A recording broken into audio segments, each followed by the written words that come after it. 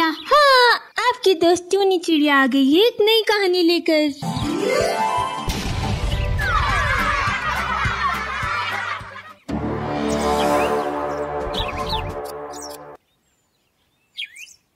ये कहानी एक हरे भरे जंगल की है, जहाँ कई सारे पशु पक्षी अपना जीवन बसर कर रहे थे।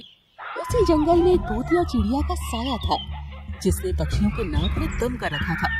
वो हर समय जंगल में आती थी और हर पक्षी के घोंसले में जाकर अपनी बिटिया टोनी चिड़िया को तलाश करती थी। उस भूतिया चिड़िया की वजह से जंगल के सारे पक्षी बेहद परेशान हो चुके थे।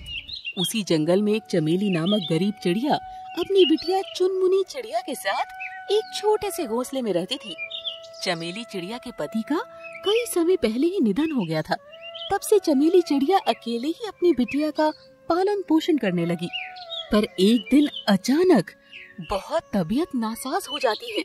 ये देखकर चमेली चिड़िया बहुत घबरा जाती है। हे भगवान, बिटिया आपको तो बहुत बुखार है, आप बैठिए, मैं आपके लिए नीम के पत्ते ले आती हूँ। माँ, मुझे छोड़कर कहीं मत जाइए। अरे बिटिया, मैं तुरंत जाकर आती हूँ। आपको नीम के पत्ते का लेप पिलाना बहुत जरूरी है, वरना आपकी तबीयत और ज्यादा खराब हो जाएगी। माँ, जल्दी आना आप। हाँ हाँ बिटिया, मैं अभी गई और अभी आई। चमेली चिड़िया तेजी से उड़ते हुए अपने घोंसले से निकल जाती है और वो उड़ते उड़ते उसी जंगल के एक विशाल नीम के पेड़ के ऊपर जाकर बैठ जाती है। अरे, ये नीम मीठा है या कड़वा? मुझे तो कड़वे नीम के पत्ते की आवश्यकता है। चलो, मैं ये पत्ते खाकर देखती हूँ। चमेली चिड़िया उस नीम के पेड़ का एक पत्ता अपनी चोंच से तोड़ती है और उसे खाने लगती है। वो नीम कड़वा नीम था। अरे, ये तो कड़वा नीम है। चलो, मैं तुरंत ये पत्ते तोड़कर अपने घोंसले में लेकर जाती हूँ। चमेली चिड़िया उस नीम के पेड़ के पत्ते तोड़ने लगती है। तभी एक खूंखार चील वहाँ आती है और वो चमेली चिड़िया को पकड़कर मारकर खा जाती है। इधर चुनमुनी चिड़िया घोंसले में अकेली बैठी अपनी माँ के आने की राह देख रही थी। देखते ही देखते रात हो जाती है। इधर चुनमुनी चिड़िया का रो रो के बुरा हाल होए जा रहा था। माँ, कहाँ हो आप? अब कहाँ हो? कहाँ चले गए हो? चुनमुनी चिड़िया छोटी होने के कारण अपने घोंसले से उड़ नहीं पाती थी। वो वहीं बैठे बैठे अपनी माँ को आवाज लगाई जा रही थी। देखते ही देखते गहरी रात हो जाती है। जंगल के सारे पक्षी अपने अपने घोंसले में आराम से सोए हुए थे। इधर मासूम चुनमुनी चिड़िया अकेले अपने घोंसले में बैठी ज़ारों ज़ार रोई जा रही थी और बार बार अपनी माँ को आवाज लगाई जा रही थी। तभी वहाँ वही भूतिया चिड़िया प्रकट होती है। वो जब मासूम चुनमुनी चिड़िया को अकेला घोंसले में रोता देखती है तो वे उसके पास आती है। भूतिया चिड़िया नरमी से कहती है, अरे रे, इतनी मासूम बच्ची अकेली घोंसले में कैसे? इसकी माँ कहाँ है? क्या हुआ बिटिया, क्यों रोए जा रही हो? चुनमुनी चिड़िया उस भूतिया चिड़िया को देखकर डरने लगती है। माँ, कहाँ हो आप? माँ देखो, कौन आ गया है माँ। अरे अरे बिटिया, मुझसे डरने की कोई आवश्यकता नहीं, मैं आपको कोई नुकसान नहीं पहुंचाऊंगी। आप इतनी रात को अकेले इस घोंसले में क्या कर रही हो? आपके माता पिता कहाँ हैं? मेरी माँ सवेरे से मेरे लिए नीम के पत्ते लाने गई है, पर वे अब तक नहीं आई। मैं अपनी माँ की राह देख रही हूँ। ओह बिटिया, अब तो काफी रात हो चुकी है। लगता है आपकी माँ को किसी खूंखार पक्षी ने अपना शिकार बना लिया है, वरना इतने समय में तो वो लौट कर आ जाती। क्या मेरी माँ को खूंखार पक्षी ने खा लिया? अब मेरा क्या होगा? मेरी माँ के सिवा मेरा इस संसार में कोई नहीं है। अब मैं कहाँ जाऊंगी? अरे अरे, कोई बात नहीं बिटिया, मैं हूँ ना, मैं आपका ख्याल रखूंगी, मैं आपकी परवरिश करूंगी। पर आप तो एक भूतिया चिड़िया है, आप कैसे मेरा ख्याल रख पाएंगी? बिटिया, मैं कई बरसों से अपनी बिटिया टोनी चिड़िया को तलाश कर रही हूँ। वो आप ही की तरह छोटी सी थी, तब से वो मुझसे बिछड़ गई। मैं हर रोज अपनी बिटिया को तलाश करती हूँ, पर वो मुझे आज तक नहीं मिली। क्या पता वो जीवित भी है या नहीं। आपकी बिटिया आपसे बिछड़ गई और मेरी माँ मुझसे बिछड़ गई, इसका मतलब हम दोनों इस संसार में अकेले हो गए। नहीं नहीं बिटिया, आज से आप मेरी बेटी हो और मैं आपकी माँ हूँ। अब हम दोनों सदा के लिए साथ रहेंगे। मैं आपकी बहुत अच्छे से परवरिश करूंगी। आपकी सूरत में मुझे अपनी टोनी बिटिया मिल गई और मेरी सूरत में आपको अपनी माँ। पर मेरी माँ तो वो है ना आप कैसे मेरी माँ बन सकती हो? हाँ बिटिया, मैं आपकी सौतेली माँ बन जाती हूँ। मैं आपकी सौतेली माँ बनकर आपकी खूब सेवा करूँगी, आपकी परवरिश करूँगी, आपको हर समस्या हर मुसीबत से बचाऊंगी।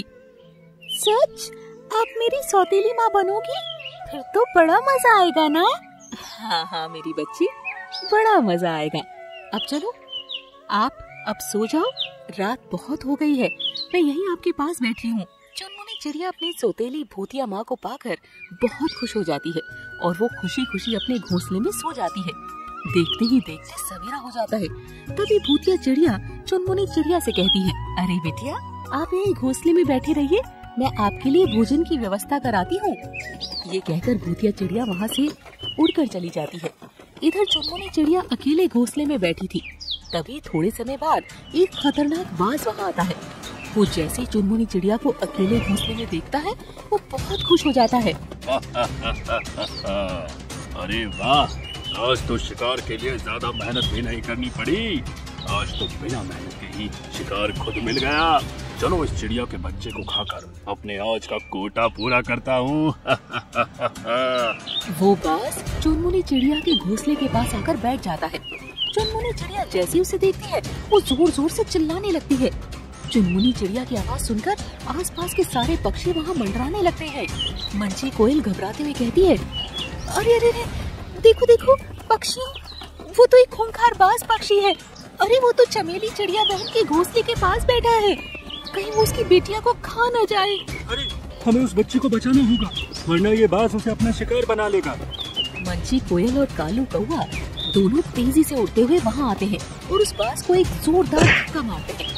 वो बाज उन दोनों को देखकर हंसे जा रहा था। अच्छा, तो अब ये कौवा और कोयल मेरे शिकार के बीच आएंगे। बस, अगर तुमने इस बच्ची को छुआ भी ना, तो हम तुम्हारा सर्वनाश यहीं कर देंगे। हाँ। अच्छा तो कौवे, तू मुझे धमकी दे रहा है? पता है ना मैं कौन हूँ? तुम सबकी चमड़ियाँ नोच नोच कर खाऊंगा मैं। तभी मंजी कोयल और कालू कौवा दोनों मिलकर उस बाज पर हमला करते हैं। वो बाज दोनों को मार मार कर लहूलुहान कर देता है। कालू कौवा और मंजी कोयल दोनों उस बाज के सामने कच्चे पड़ जाते हैं और दोनों बुरी तरह से जख्मी हो जाते हैं। पहले इस चिड़िया के बच्चे का किस्सा खत्म करके आता हूँ, फिर तुम दोनों का खेल खत्म करता हूँ। वो भूतिया बाज चुनमुनी चिड़िया के पास जाता है और जैसे चुनमुनी चिड़िया पर हमला करने लगता है, तभी चुनमुनी चिड़िया की सौतेली भूतिया चिड़िया माँ तूफान की तरह वहाँ आ जाती है और उस बाज को एक जोरदार धक्का देती है कि बाज सीधा जमीन पर जाकर गिरता है और वो तड़पने लगता है। उस भूतिया चिड़िया को देखकर बाज, कालू कौवा, मंजी कोयल के होश उड़ जाते हैं। भूतिया चिड़िया गुस्से में कहती है, खबरदार, अगर किसी ने मेरी बच्ची को हाथ पे लगाने की कोशिश की तो मैं उसका वो हाल करूंगी कि वो न चलने के लायक रहेगा न ही उड़ने के। मैं चुनमुनी चिड़िया की माँ हूँ, अगर किसी ने इसकी तरफ देखा भी तो मैं उसकी आंखें निकाल लूंगी।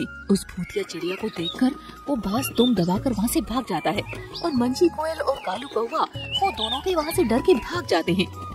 उसके बाद वो भूतिया चिड़िया सदा अपनी सौतेली बिटिया चुनमुनी चिड़िया के पास रहने लगी।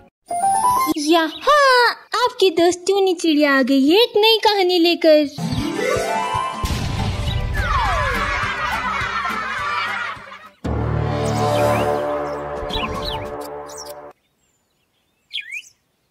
ये कहानी एक हरे भरे जंगल की है, जहाँ कई सारे पशु पक्षी अपना जीवन बसर कर रहे थे। उसी जंगल में एक सुरेली नामक गरीब चिड़िया अपनी बिटिया चमेली चिड़िया और पति झुमरू चिड़े के साथ एक छोटे से घोंसले में रहती थी।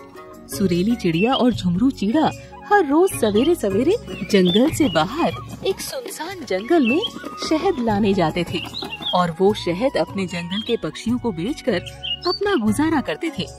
एक दिन सवेरे, अरे भाग्यवान, चलिए ना, कितना समय लगा रही हो? हाँ हाँ आ रही हूँ। वो साथ में नारियल के पत्ते ले लिया है ना? पता है ना कल कितनी मधुमक्खियों ने काटा था मुझे। हाँ हाँ रख लिए हैं वो भी। अब चलिए।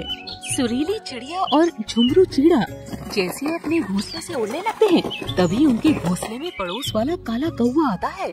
अरे चिड़े भाई, अच्छा हुआ आप मुझे यहीं मिल गए।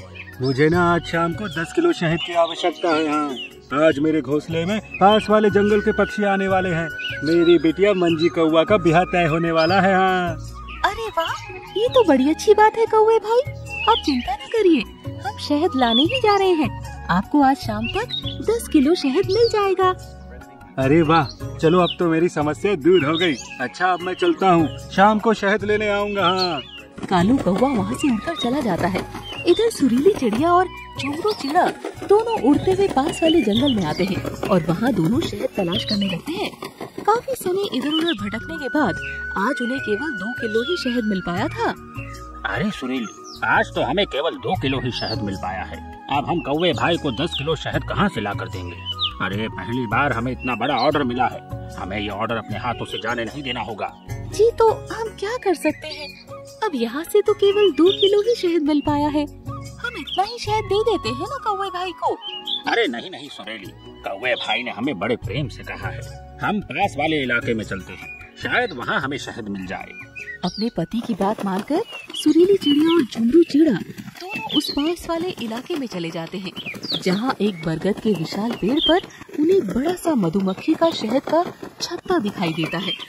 पर वो शहद का छत्ता एक विशाल भूतिया मधुमक्खी का छत्ता था, जिस पर एक भी मधुमक्खी नहीं थी। जी ये कैसे हो सकता है? इतना बड़ा शहद है पर इस पर एक भी मधुमक्खी नहीं है, ये कैसे संभव है? अरे हमें इस बात से क्या लेना देना सुरीली, हमें केवल शहद से मतलब है। लगता है इस छत्ते पर बहुत सारा शहद लगा है। चलो हम तुरंत इसमें से शहद निकालते हैं और यहाँ से चल पड़ते हैं। झुमरू चिड़ा शहद के लालच में अंधा हो चुका था। उसने अब तक ना जाने कितनी जगह से शहद निकाला था और उसे हर जगह पर कई सारी मधुमक्खियों का सामना करना पड़ा था। पर इतना बड़ा शहद का छत्ता होने पर उस पर एक भी मधुमक्खी नहीं थी। इस बात से झुमरू चिड़े को कोई फर्क नहीं पड़ा और वो बेखौफ होकर उस शहद के पास जाता है और उस छत्ते पे एक लकड़ी घुसाता है। पर उस छत्ते से शहद के बजाय खून निकलने लगता है। ये देखकर सुरीली चिड़िया और झुमरू चिड़ा दोनों आश्चर्यचकित हो जाते हैं। खून? सुरीली, इस छत्ते से तो खून निकल रहा है। जी हटिए वहाँ से आप। तभी उस छत्ते के अंदर बैठी वो विशाल भूतिया मधुमक्खी नींद से जाग जाती है। इतनी बड़ी भूतिया मधुमक्खी को देखकर दोनों चिड़िया के होश उड़ जाते हैं और वो दोनों दुम दबाकर तेजी से वहाँ से भागने लगते हैं। ये देखकर भूतिया मधुमक्खी गुस्से में आग बबूला हो जाती है। रुक जाओ चिड़िया, रुक जाओ। अरे बाप रे बाप, अरे भागो सुरीली, तेजी से उड़ो। अरे बाप रे, अरे कितनी बड़ी भूतिया मधुमक्खी है ये। दोनों तेजी से उड़ते हुए अपने जंगल की ओर भागते हैं। जी वो भूतिया मधुमक्खी हमारे पीछे तो नहीं आ रही है ना? भागो सुरीली, अभी यहाँ से भागो। कहीं उस भूतिया मधुमक्खी ने हमें पकड़ लिया ना तो हम दोनों को वो एक ही झटके में मार देगी। झुमरू चिड़ा और सुरीली चिड़िया दोनों जैसे तैसे वहाँ से उड़ते हुए अपने घोंसले में आ जाते हैं।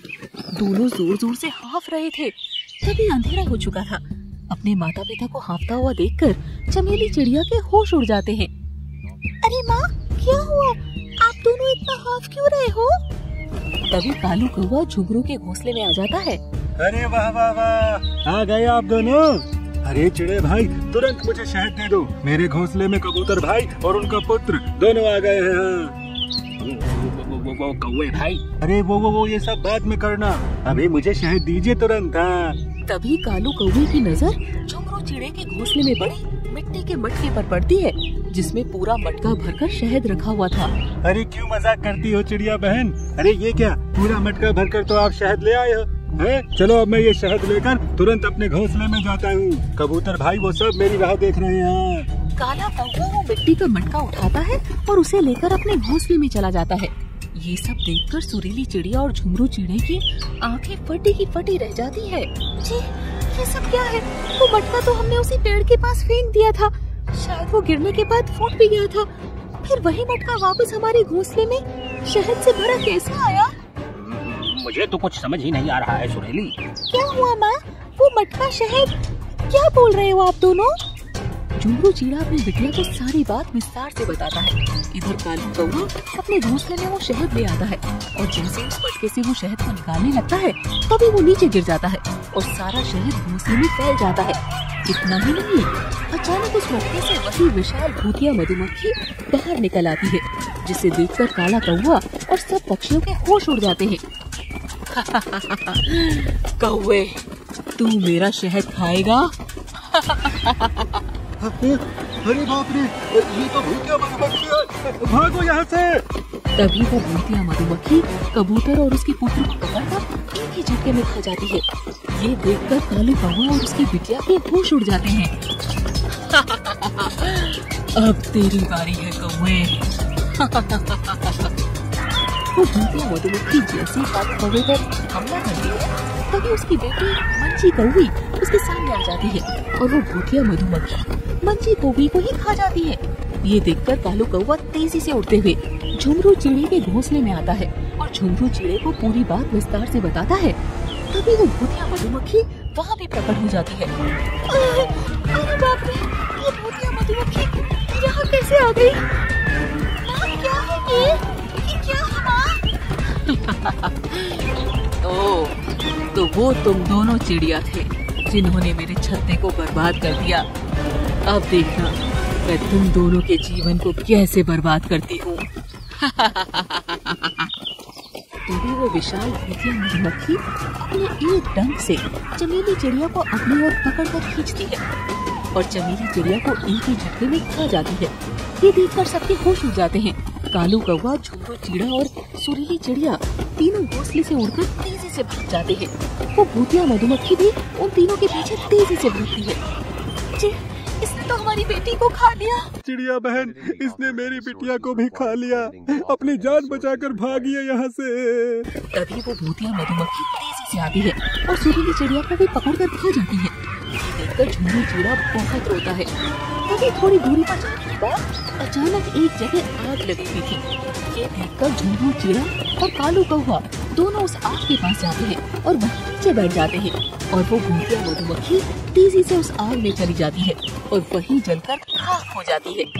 इसी तरह झुमरू चिड़े और कालू कौवे की जान बच पाई, पर उन्होंने अपने अपने परिवार को खो दिया था।